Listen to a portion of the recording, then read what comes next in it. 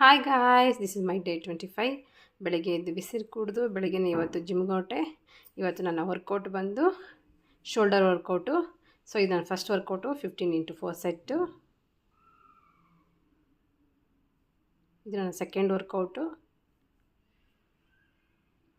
ಇದು ನನ್ನ third workout. ಇದು ನನ್ನ ಫೋರ್ತ್ ವರ್ಕೌಟು. ವರ್ಕೌಟ್ ಮುಗಿಸಿ ಸೈಕ್ಲಿಂಗ್ ಮಾಡಿದೆ. ಅದಾದಮೇಲೆ ಥ್ರೆಡ್ಮಿಲ್ ಮಾಡಿದೆ. ಸೊ ಥ್ರೆಡ್ಮಿಲ್ ವರ್ಕೌಟ್ ಮುಗಿಸ್ಕೊಂಡು ಮನೆಗೆ ಬಂದೆ. ಇದು ನನ್ನ ಬ್ರೇಕ್ಫಾಸ್ಟು. ಬುದ್ಕುಂಬಳಕಾಯಿ juice, egg omelette and peanut bread ತಿಂದೆ.